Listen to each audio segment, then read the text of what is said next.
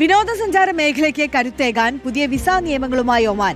തെരഞ്ഞെടുക്കപ്പെട്ട രാജ്യങ്ങളിലെ പൗരന്മാർക്കായി 14 ദിവസത്തെ സൗജന്യ ടൂറിസ്റ്റ് വിസ പ്രഖ്യാപിച്ചു.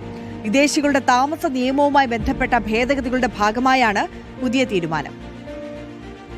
പുതിയ ചട്ടപ്രകാരം യോഗ്യരായ രാജ്യങ്ങളിലെ പൗരന്മാർക്ക് 14 ദിവസത്തെ ടൂറിസ്റ്റ് വിസ പൂർണ്ണമായും സൗജന്യമായി നൽകും. ഈ വിസ കാലാവധി തീരുന്നതിന് മുൻപ് തന്നെ ആവശ്യമായ ഫീസും രേഖകളും നൽകി മറ്റു ടൂറിസ്റ്റ് വിസ കാറ്റഗറികളിലേക്ക് മാറ്റാനും സന്ദർശകർക്ക് സാധിക്കും. സൗജന്യ വിസയ്ക്ക് അർഹതയുള്ള രാജ്യങ്ങളുടെ പട്ടിക അധികൃതർ ഇതുവരെ പുറത്തുവിട്ടിട്ടില്ല. യോഗ്യരായ രാജ്യങ്ങളുടെ വിവരങ്ങൾ ഉടൻ തന്നെ ബന്ധപ്പെട്ട അധികൃതർ വ്യക്തമാക്കി പുറപ്പെടുവിക്കും. Royal Oman police IG lieutenant general Hasan bin Muhsin al Shaikhari പുറപ്പെടുവിച്ച പുതിയ ഉത്തരവ് പ്രാബല്യത്തിൽ വന്നു. ഹ്രസ്വകാല സന്ദർശനങ്ങൾ എളുപ്പമാക്കാനും രാജ്യത്തേക്ക് കൂടുതൽ വിനോദസഞ്ചാരികളെ ആകർഷിക്കാനും ലക്ഷ്യമിട്ടാണ് ഈ മാറ്റം. അറേബ്യൻ പാരമ്പര്യ തനിമയും മനോഹരമായ പ്രകൃതി ദൃശ്യങ്ങളുമുള്ള ഒമാനിലേക്ക് പ്രതിവർഷം ദശലക്ഷക്കണക്കിന് വിനോദസഞ്ചാരികളാണ് എത്തുന്നത്. നിലവിൽ ഹജർ പർവ്വതനിരകൾക്കും വേനൽക്കാല കൊടുംചൂടിൽ കുളിർമ നൽകുന്ന ദോഫാറിലെ സലാല ഖാരിഫ് സീസണിനും വലിയ ജനപ്രീതിയാണുള്ളത്.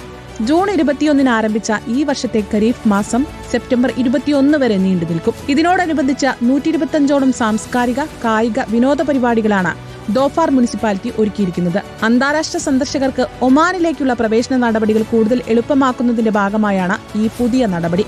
Reporter, Oman.